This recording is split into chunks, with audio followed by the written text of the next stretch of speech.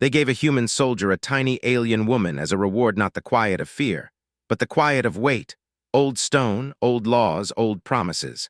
Light fell from a ring of windows high above, turning the air into soft gold. Every step inside sounded too loud, as if even boots should ask permission to touch the floor. Staff Sergeant Elias Reed stood at the center of it all, shoulders square, face calm, hands at his sides. He wore a clean uniform for the first time in weeks. The fabric still felt strange on him, like it belonged to a different version of himself, one who hadn't slept in a metal chair, one who hadn't eaten field rations and called it dinner. Around him stood two circles of people. The outer circle was human, officers, diplomats, translators, and medics. They watched Elias with careful eyes, like a storm could start from a single wrong word. The inner circle was not human at all. They were the Lyrathi, small, delicate, and crowned with fine head crests that shimmered when they moved. Their bodies were narrow and light, as if gravity had always been a polite suggestion on their world. Their hands had 4 fingers and a thumb, all long and precise, built for writing and weaving, not for war. Elias had fought beside them anyway. He did not think of them as fragile, not after seeing Lyrathi engineers rebuild a shattered shield array while alarms screamed. Not after seeing their medics stand steady under pressure, eyes bright with determination. He respected them. That was the problem, because respect made what came next feel worse. A Lyrathi elder stepped forward. Elder Vestal, the translator, had called him. He wore ceremonial threads across his chest, thin bands of metal and silk that caught the light like spider webs. Vestal lifted both hands. The room became even quieter.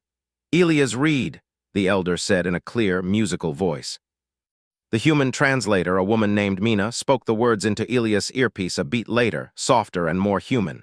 "You stood between our people and ending." Elias kept his eyes forward. He did not like praise. Praise was heavy. Praise was a hook. Praise often came with strings. "We remember," Vestal continued.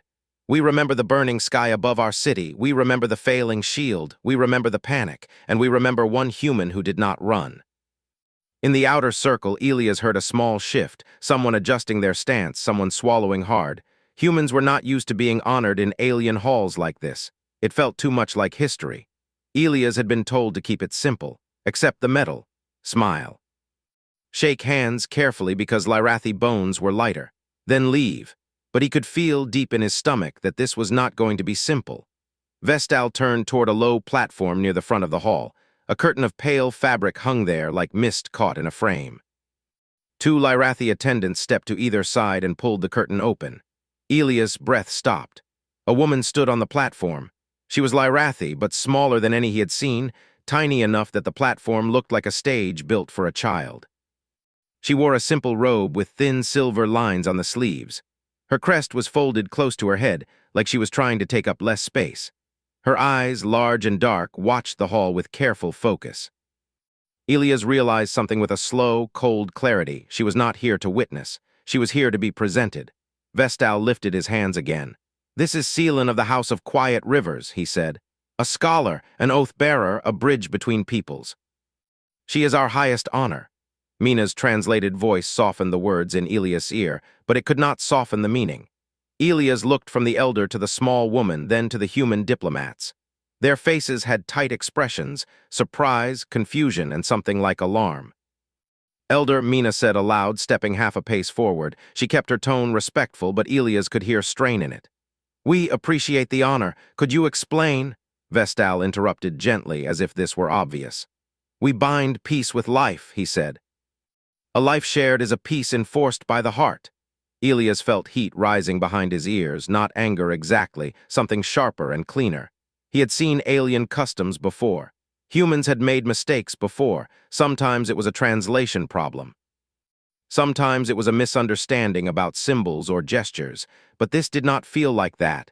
This felt like a person being handed over with a ribbon. Seelan stood very still.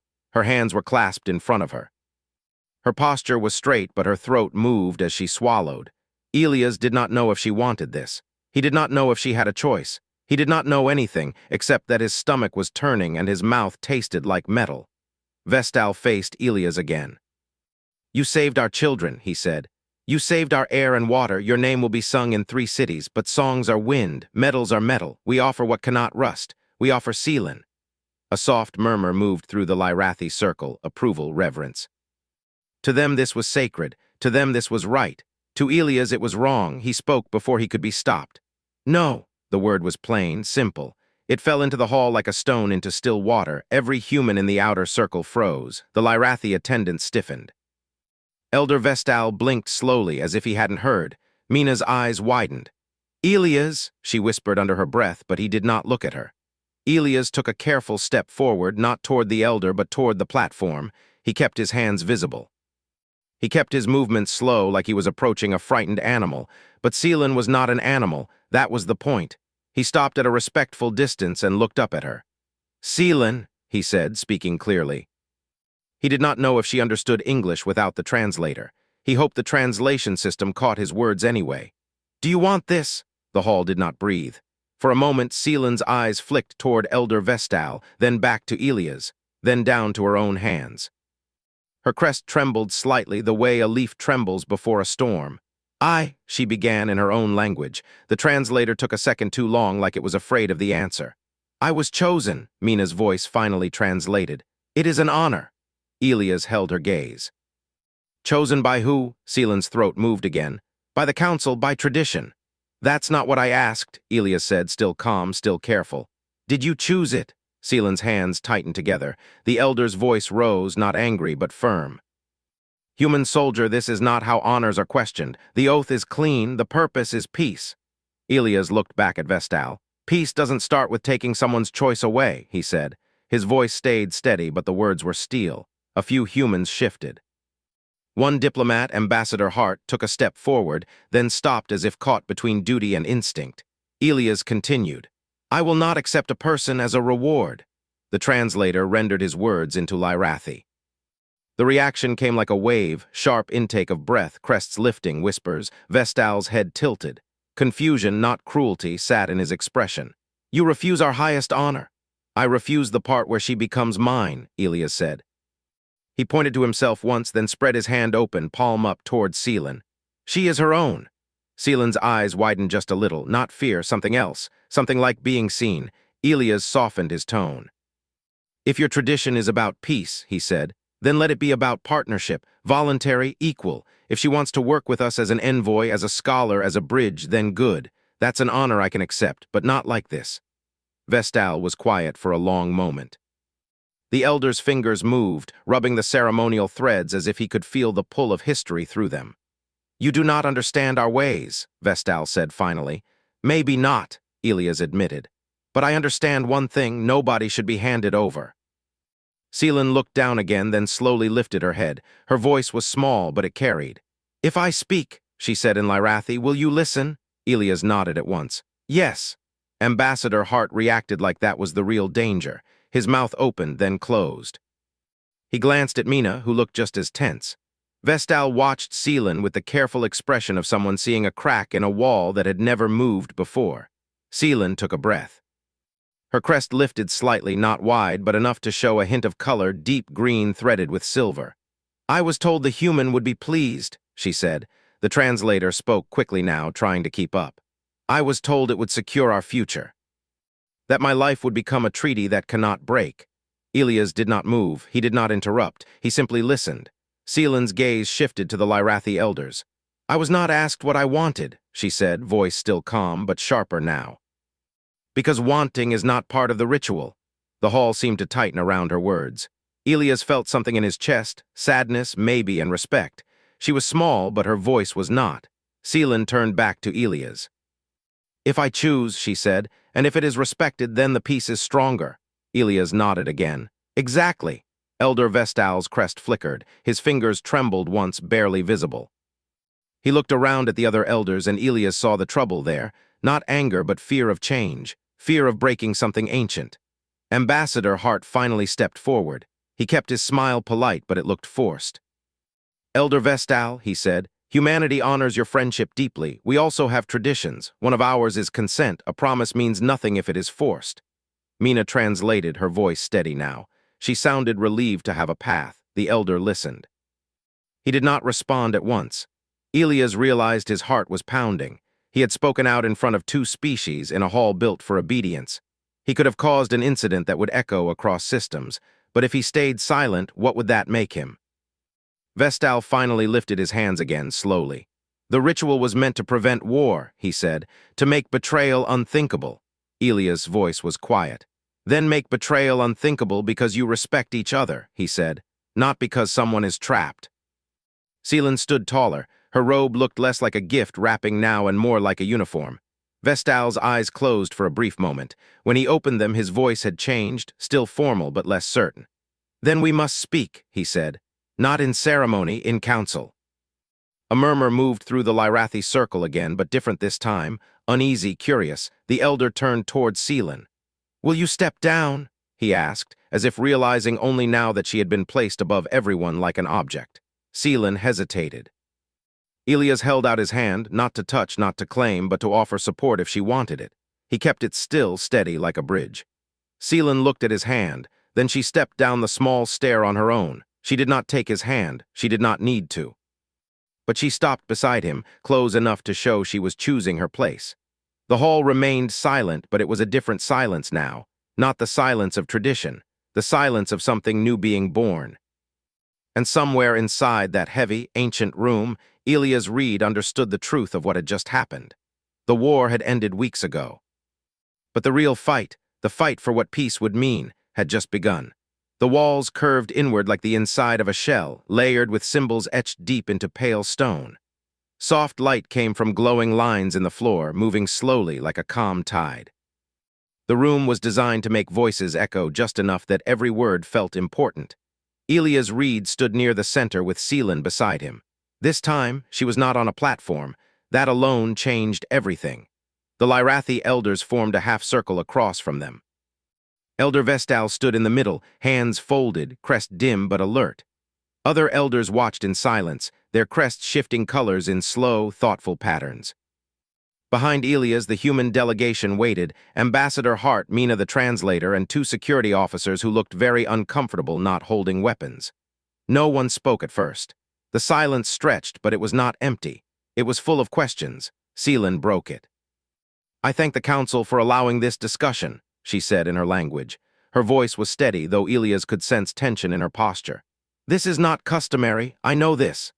Mina translated carefully, choosing words that carried respect without softening meaning.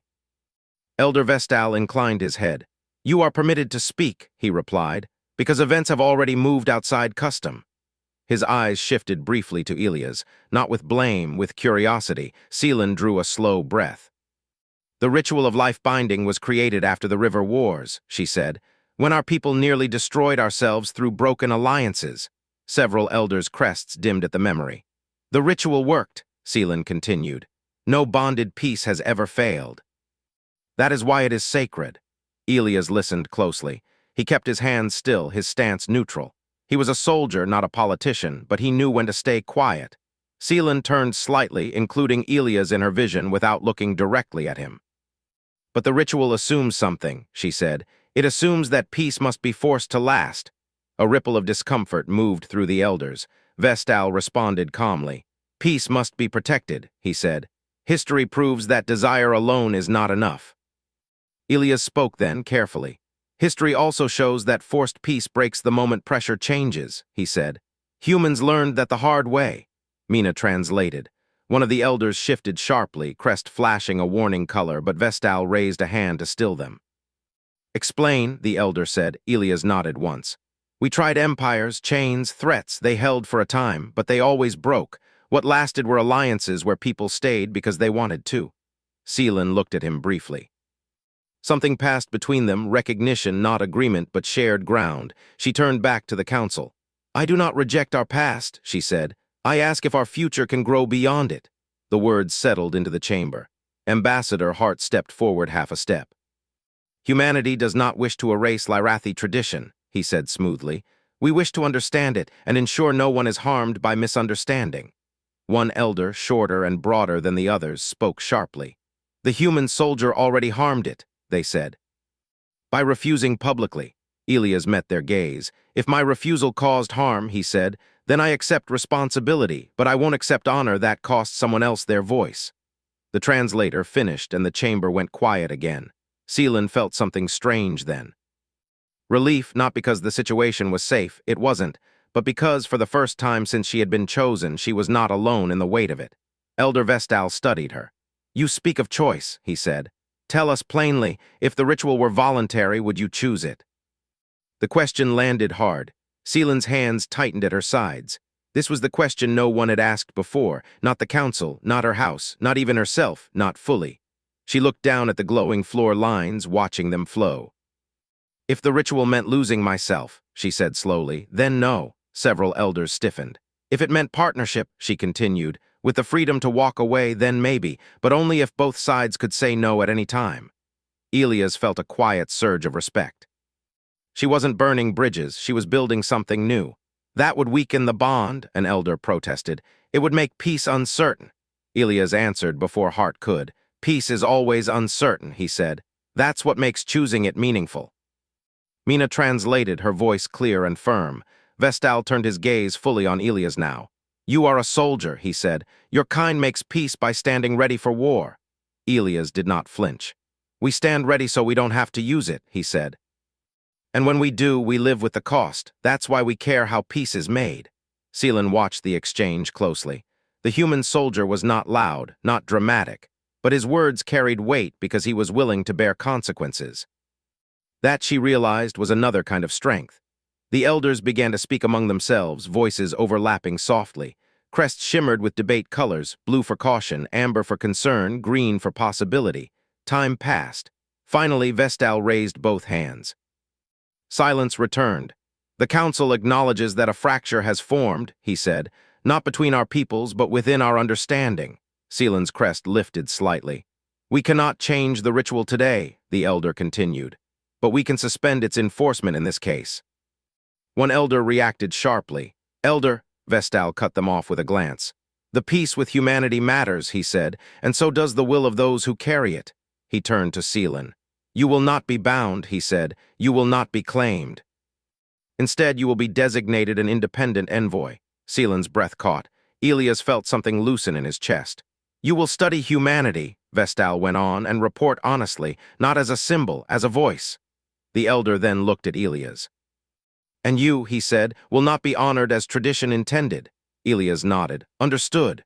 "You will be assigned as her point of contact," Vestal said. "Not her keeper, not her protector, her equal." Mina translated quickly. Seelan turned toward Elias, eyes wide. She searched his face for any sign of disappointment, of regret. There was none. "That's fair," Elias said simply. The council chamber exhaled. Ambassador Hart allowed himself a small, careful smile. The meeting ended soon after, formal words, recorded agreements. A dozen quiet notes taken for future debates that would last generations. When it was over, Elias and Seelan walked together through a long corridor lined with glass panels. Outside them flowed the city of quiet rivers, bridges like threads, water channels glowing softly, people moving in gentle patterns. Neither spoke at first. Finally, Seelan broke the silence. "You did not have to do that," she said. Elias looked at the city, not at her. "Yes," he said, "I did." She studied him. "Why?" he thought for a moment. "Because if I walked away with honor and left you behind without choice," he said, "then everything I fought for would mean less." Seelan absorbed that. "You risked alliance," she said. Elias shrugged lightly. "Peace that can't survive honesty isn't much of a peace." They stopped at a viewing platform. Below them, a group of Lyrathi children crossed a bridge, laughing, their crests flashing bright colors. Seelan watched them. "Our people believe stability comes from binding," she said. "Yours believes it comes from choice." Elias nodded. "Choice is messy," he said, "but it's real." Seelan looked up at him then. "I do not know what this partnership will become," she said. "Me neither," Elias replied. "That's okay." For the first time since she had been chosen, Seelan felt something unfamiliar but welcome. Not obligation, possibility. And somewhere beyond the glass and stone, beyond the quiet rivers and old rituals, the idea began to spread, slowly, carefully, that peace built on respect might be stronger than peace built on fear. The council had postponed tradition. Humanity had planted a question. And Seelan, once meant to be a symbol, had become something far more dangerous to the old ways. She had become a choice. That alone made them different from any place she had lived before. The room curved gently, shaped for comfort rather than ceremony. One wall was transparent, looking out over the flowing canals of quiet rivers. Soft light shifted with the time of day, adjusting to her vision without command. There were no guards at the door, no ceremonial markings on the floor, no reminders of obligation. Seelan stood near the window, hands folded behind her back, watching a cargo skimmer drift slowly past. Her crest was relaxed, resting low against her head. For the first time in many cycles, she felt something close to calm. A quiet chime sounded. She turned. Enter. The door slid open smoothly. Elias Reed stepped inside, moving with the careful awareness of someone trained not to take up too much space in unfamiliar territory. He wore simple duty clothes now, not his formal uniform. Without medals or insignia, he looked younger somehow. "I was told to report," he said. "Point of contact." Seelan gave a small smile. "So they really mean it," she said. "Equal responsibility." "Looks that way," Elias replied. He glanced around, then back at her. "You okay with this setup?" She considered the question. No one had asked her that about living arrangements before. "Yes," she said honestly. "I think I am." "Good," Elias said. "If that changes, say so." That sentence stayed with her longer than she expected. They walked together through the station's central corridor toward the human embassy wing. The station itself was a blend of Lyrathi design and human engineering, smooth curves mixed with straight lines, soft light paired with solid structure. Seelan noticed the difference in how Elias moved here. Among her people, he had been careful, restrained. Here he walked with ease, still respectful but more natural.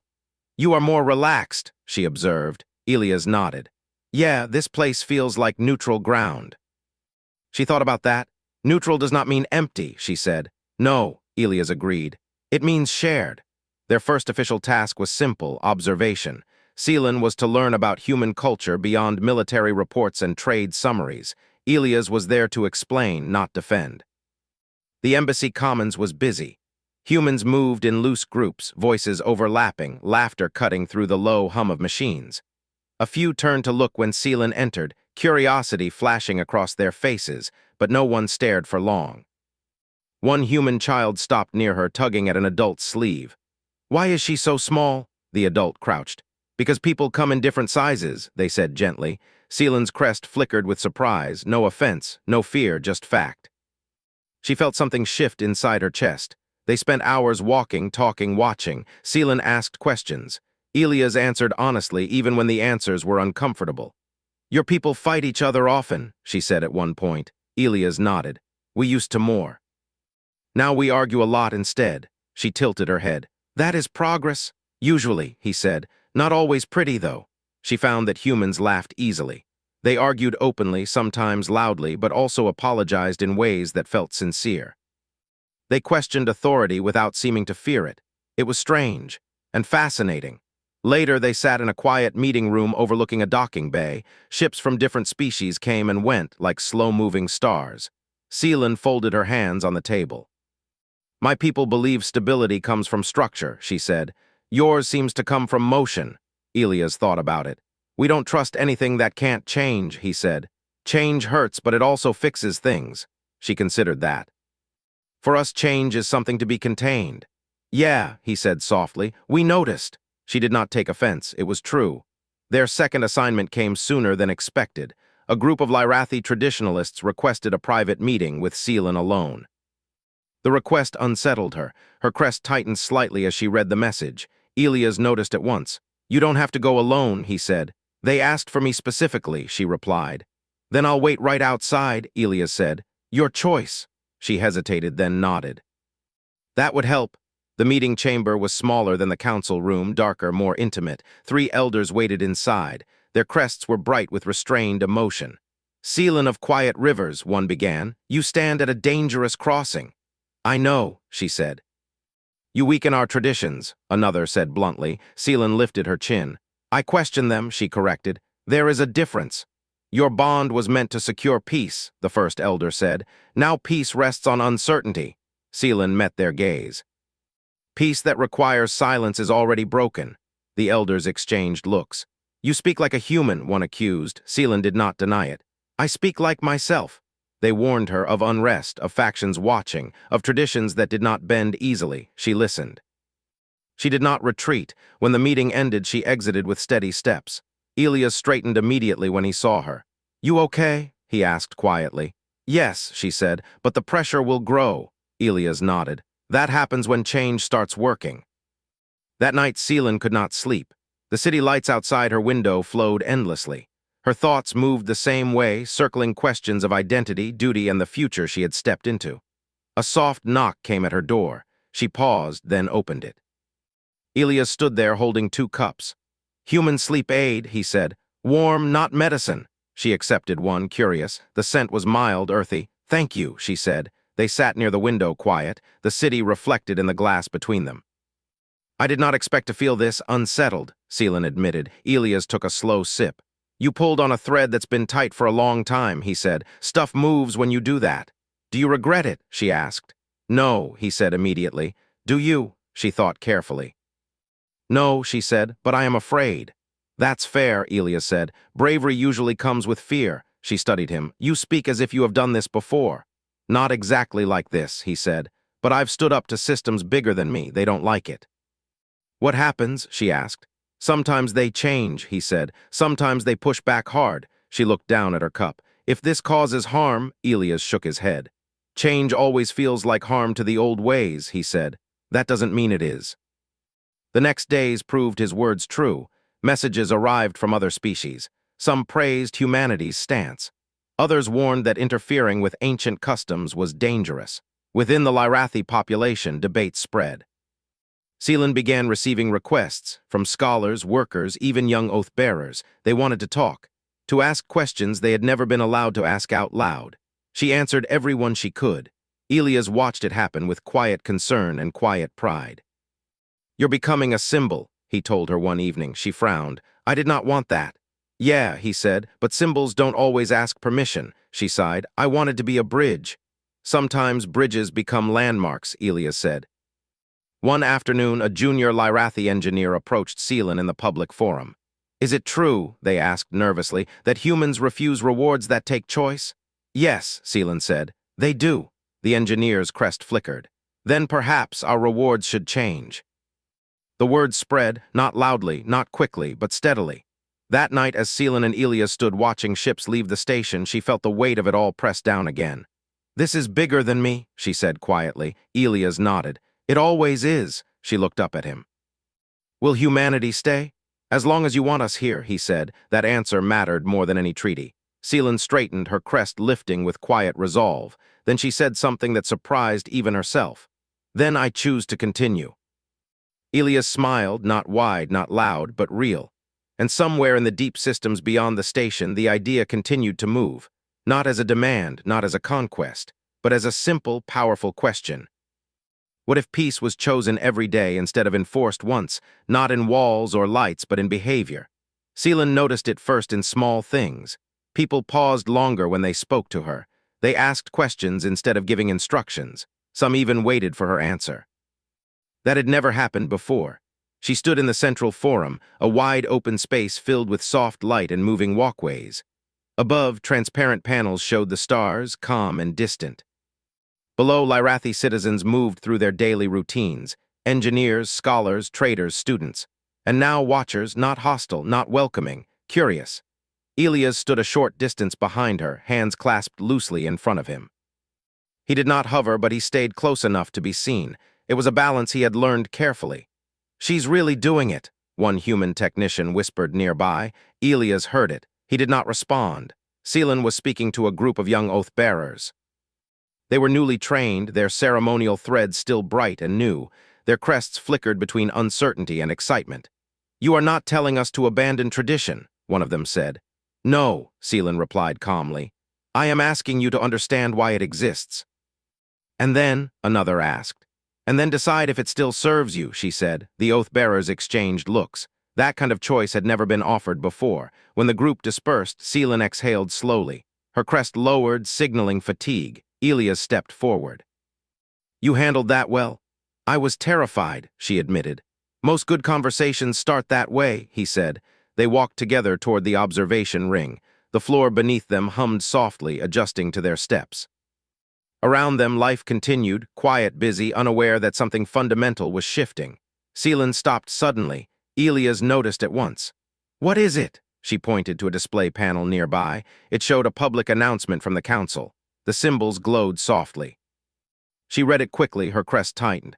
"They are calling a convocation," she said. Elias frowned. "That sounds big." "It is," she said. "It has not been called in many generations. For what purpose?" he asked. "To decide whether the life-binding ritual should remain unchanged," she said, "or be redefined." Elias felt a weight settle in his stomach. "So this goes public." "It already has," Seelan said quietly.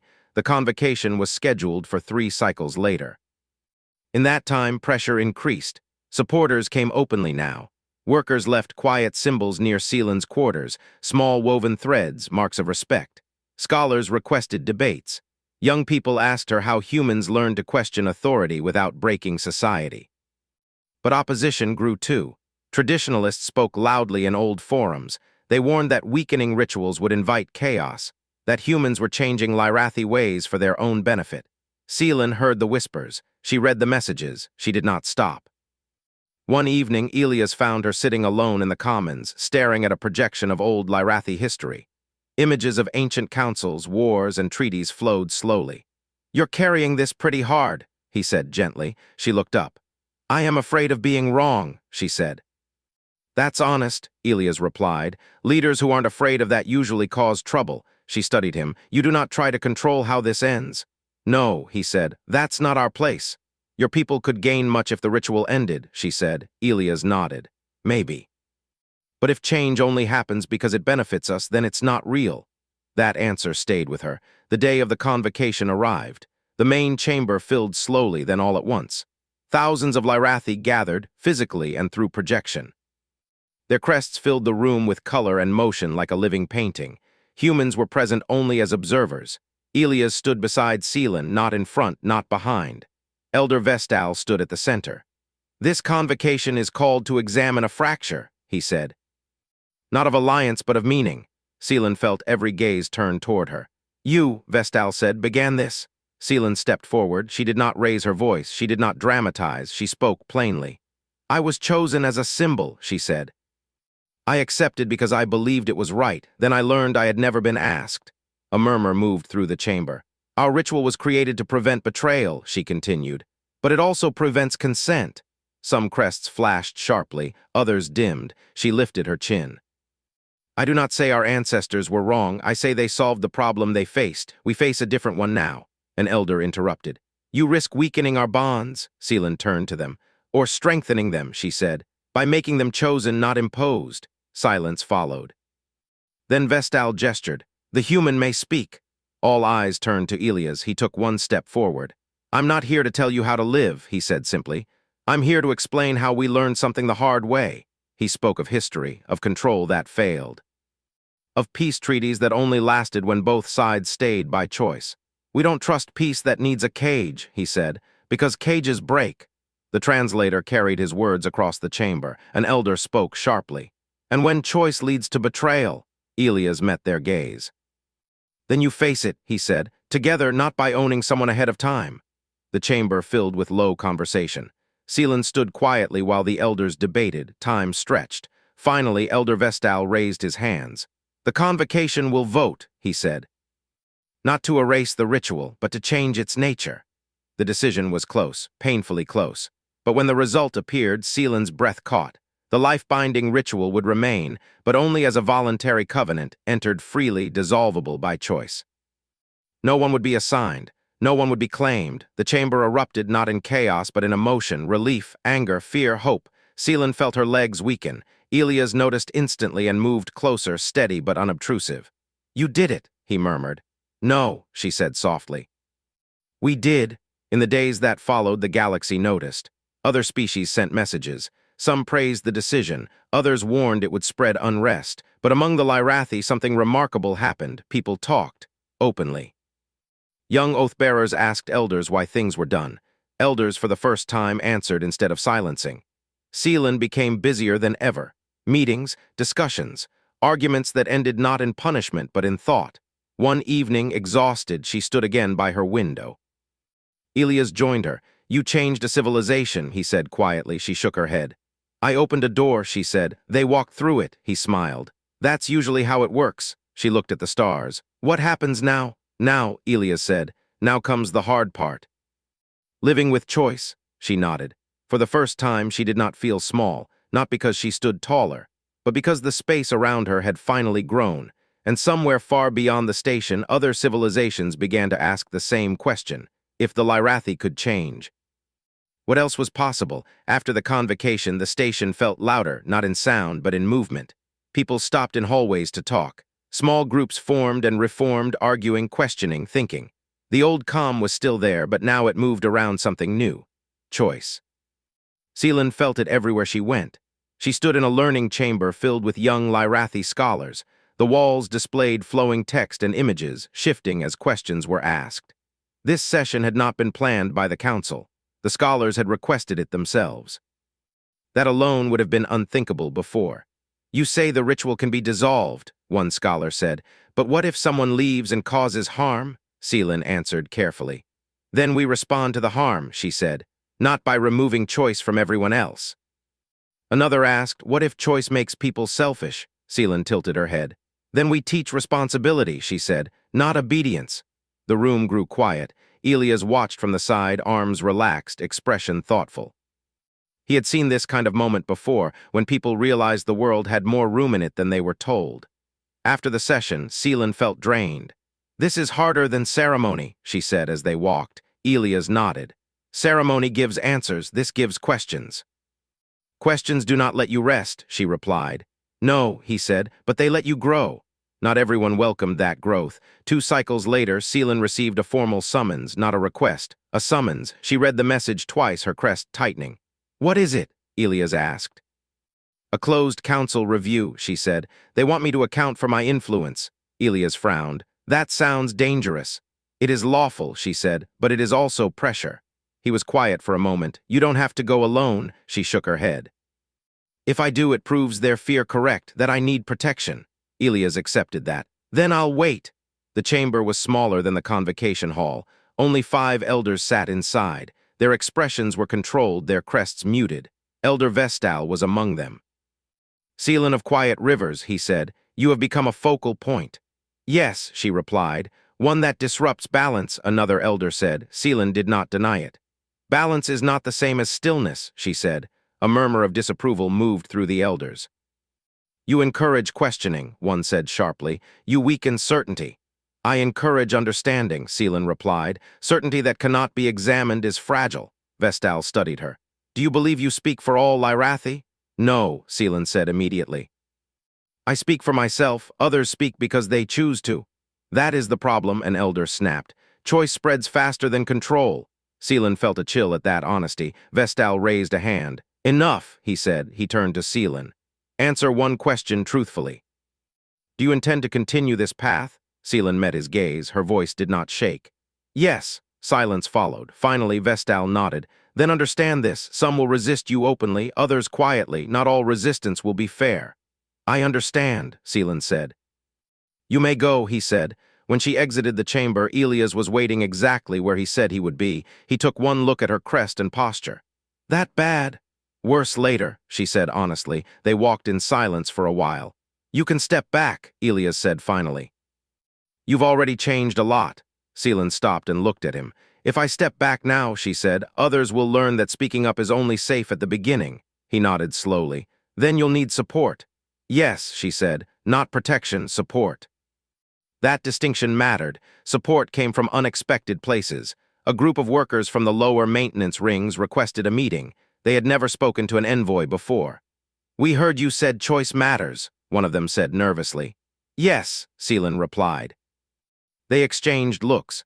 We want to choose our work rotations, another said. Not be assigned for life. Seelan listened. She took notes. She promised nothing she could not give, but she spoke for them later, and the council listened reluctantly, but they listened. Elias watched these moments stacked together, small but steady. Humanity had not forced a single law, not one demand, and yet everything was changing. One evening a message arrived from Earth, high-level, diplomatic. Elias read it twice, then sighed. What is it? Seelan asked. Other species are reacting, he said. Some are nervous. Because of us? She asked. Because of what you represent, he said. A precedent. She considered that. Truth spreads, she said softly. Yes, Elias agreed, especially uncomfortable truth.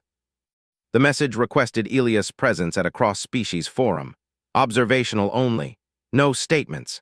Seelan attended as well, seated beside him. Representatives from many worlds spoke. Some praised the Lyrathi decision. Others warned that encouraging individual choice could destabilize long-standing systems. One representative asked bluntly, "Does humanity intend to export this philosophy?" Elias answered calmly. "No," he said. "We only refuse to violate it." That answer echoed through the chamber. Seelan felt pride not in humanity, but in the idea that no one was being pushed. After the forum, Seelan felt the strain catch up to her. She returned to her quarters and sat in the dim light, crest lowered. Elias knocked gently. "You don't have to talk," he said when she opened the door. "I just wanted to check." She surprised herself by saying, "Stay." They sat in quiet. "I am tired," she admitted, "not of the work of being watched." Elias nodded. "Yeah, that part doesn't go away." "Do you ever regret being the one who said no first?" she asked. He thought for a long moment. "Sometimes," he said. "But then I remember that silence has a cost too." She absorbed that. Days later, the challenge came. A regional council on a Lyrathi colony world announced they would ignore the convocation ruling and continue forced life bindings locally.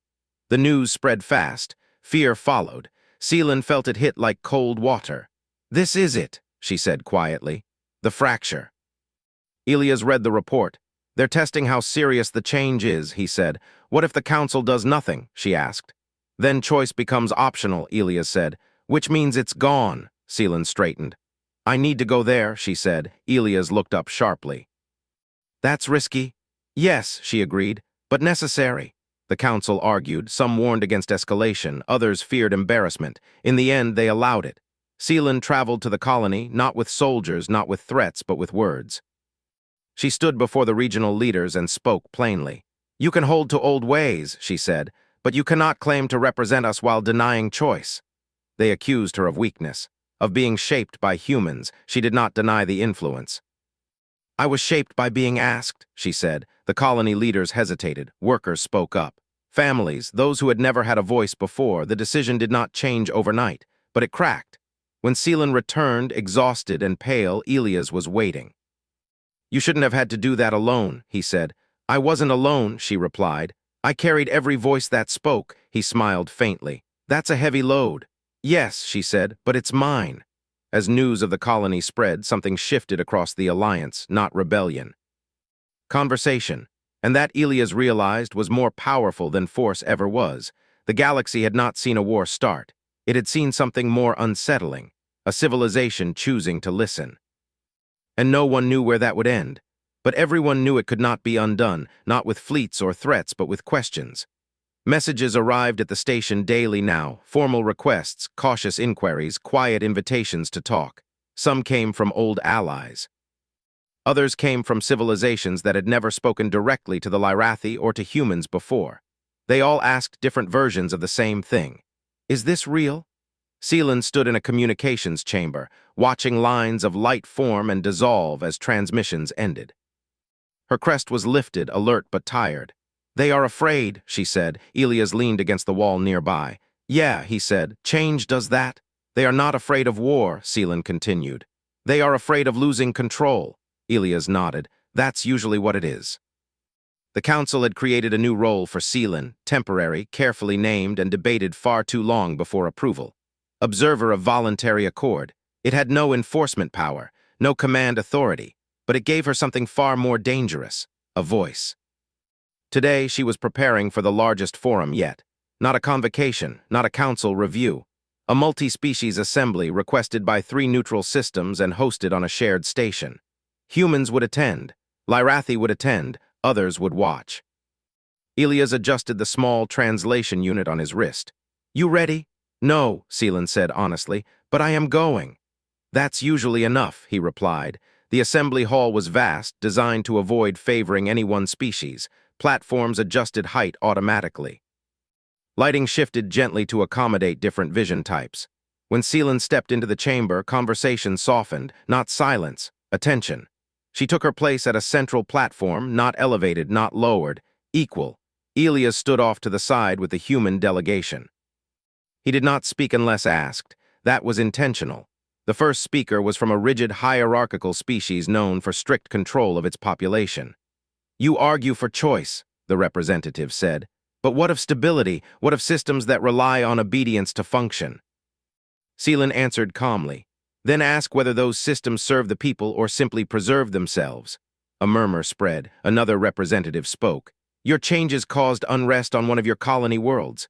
"Yes," Seelan replied. "And then dialogue, unrest is not collapse. Silence is not peace."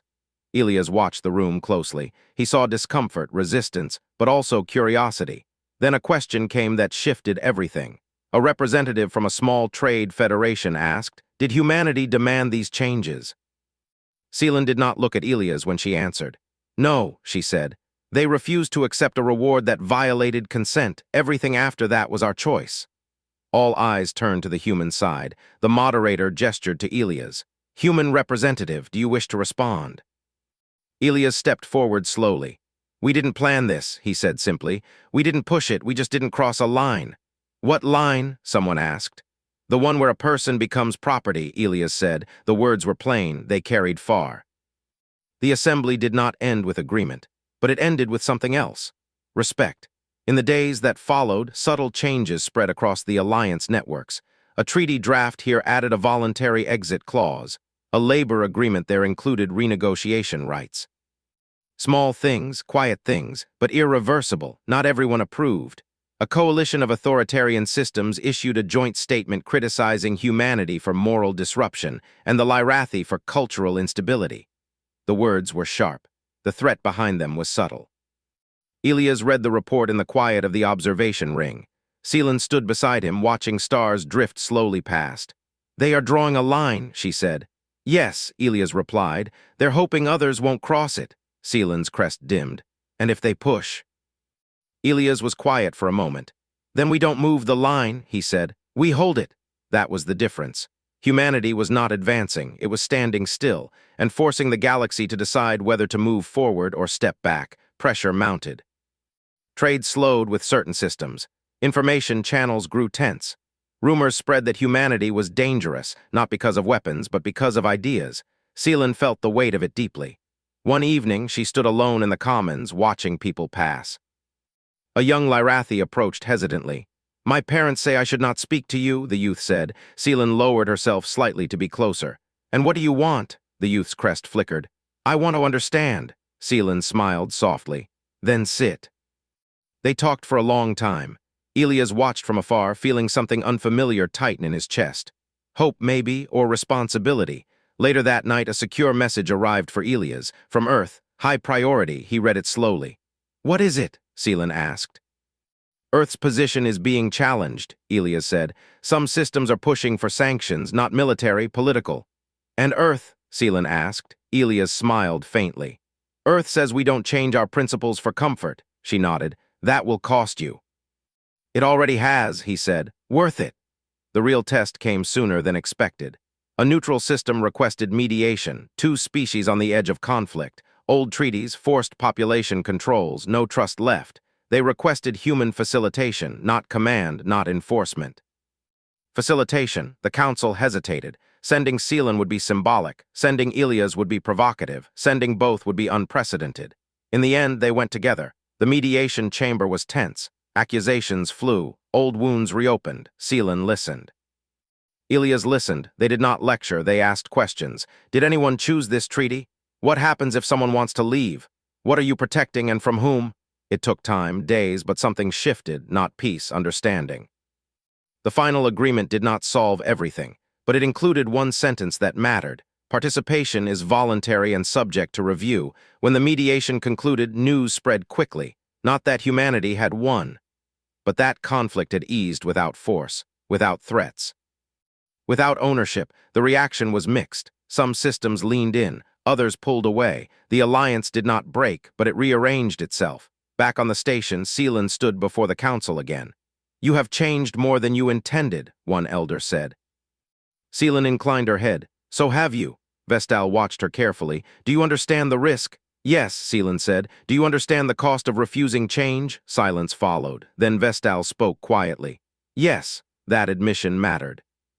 Later, Elias and Seelan stood once more by the great window overlooking the stars. "You're tired," Elias said. "So are you," Seelan replied. He smiled. "Fair." She looked at the stars. "Do you think this will last?" Elias thought for a long moment. "Some of it will," he said. "Some of it won't, but the idea, that's already out there." "And ideas," Seelan said softly, "cannot be owned."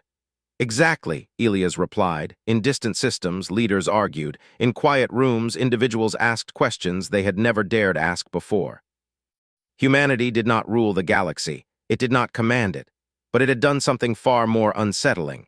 It had proven that power could refuse, and that refusal, calm, principled, and steady, could change the course of civilizations. The galaxy was no longer asking if things would change. Seelan noticed it as she walked through the central corridor. People still talked. Ships still arrived and left. But the sharp edge of tension had faded into something softer, like a storm that had moved on without fully disappearing. Change had stopped feeling new. That, she realized, was when it became real. She paused near the wide window that overlooked the docks. A human transport was preparing to depart. Crew members moved with practiced ease, checking systems, exchanging brief words. Elias stood beside her, hands behind his back. "That one's heading back to Earth," he said. Seelan glanced at him. "You are not on it." "No," Elias replied. "Not yet." She nodded slowly. She had known this moment would come. Everything that began with movement eventually reached a crossroads. The council had convened again that morning, not in crisis, not in fear, in conclusion. Elder Vestal stood before them now, his crest calm, steady. "Seelan of Quiet Rivers," he said, "your role as observer of voluntary accord was created in uncertainty. It now exists in reality." Seelan inclined her head. "I accept that truth." "You have not broken our society," another elder said, "as some feared." "No," Vestal said quietly. "She revealed it." The words carried weight. "The council will formalize the accord," Vestal continued. "Not as a reaction to humanity, but as a Lyrathi principle." Seelan felt her chest tighten. "For all?" she asked. "For all," he confirmed. The decision passed, not unanimously, but clearly. When the meeting ended, Seelan walked alone for a while. She needed the space. The city of Quiet Rivers flowed beneath her, bridges glowing softly, water channels reflecting starlight. She remembered standing on a platform, silent, waiting to be handed over. That version of herself felt distant now. Elias found her on the observation deck later. "They approved it," he said, though he already knew the answer. "Yes," she replied. "It is done." He smiled, slow and genuine. "You did good." "We did good," she corrected gently. He nodded. "Yeah." They stood in silence, watching the stars drift. After a while, Elias spoke again. "Earth S asked me to come home." Seelan's crest lowered slightly. "For rest. For debrief," he said. "For a while at least." She absorbed that. "You will not stay."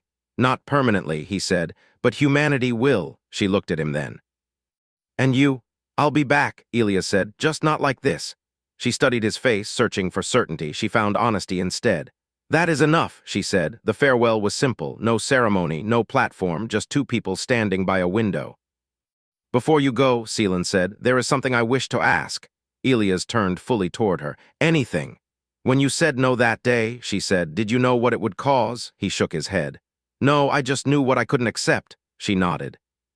"That moment changed my life."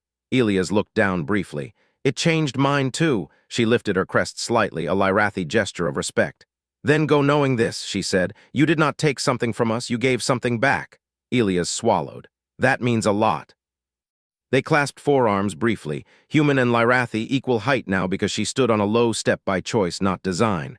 Then he left. Days passed. The galaxy did not collapse, it adjusted. Some systems tightened their control, afraid of what might spread. Others loosened, slightly curious. A few openly restructured old laws.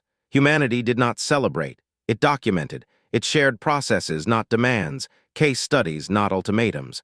The phrase voluntary accord began appearing in treaties far from Lyrathi space. Seelan became busier than ever, not as a symbol but as a reference point. Someone who had lived the question instead of arguing it from safety. She spoke to councils, to workers, to young people who had never believed their voice mattered, and always she emphasized one thing. "This was not given by humans," she said again and again. "It was chosen by us." One evening, long after the station lights dimmed, Seelan returned to the Hall of Vows. It was empty. She stood at the center, looking up at the ring of windows where light once fell on her like a spotlight she had not asked for. She remembered the fear. She remembered the silence. And she remembered the word that broke it. No, not shouted, not violent, just firm. She realized then that the hall felt different, not because the stone had changed, but because the meaning had. A place once built for obedience now felt like a reminder. Traditions were not cages, they were tools, and tools could be reshaped. A message arrived the next day. From Elia's, short, simple, Earth's loud, messy, still arguing, but people are talking about you, about the Lyrathi, about choice. She smiled softly. She replied just as simply, "Tell them we are still learning." Months later, a new ceremony was held in the Hall of Vows. This time it was voluntary. Two Lyrathi stood together, not assigned, not offered, but choosing to bind their lives. They spoke their intentions aloud. They stated their right to leave and their desire to stay. The hall listened. Seelan watched from the side, no platform. No spotlight, just presence. Across the stars, other halls would one day echo with similar words, not because humanity conquered, not because treaties demanded it, but because someone somewhere had seen another way. Humanity's role in history would not be marked by how much space it controlled, but by the lines it refused to cross. And those lines, drawn quietly, held firmly, had given the galaxy something rare, a choice that could not be taken away. And that, Seelan knew, was the strongest foundation peace could ever have.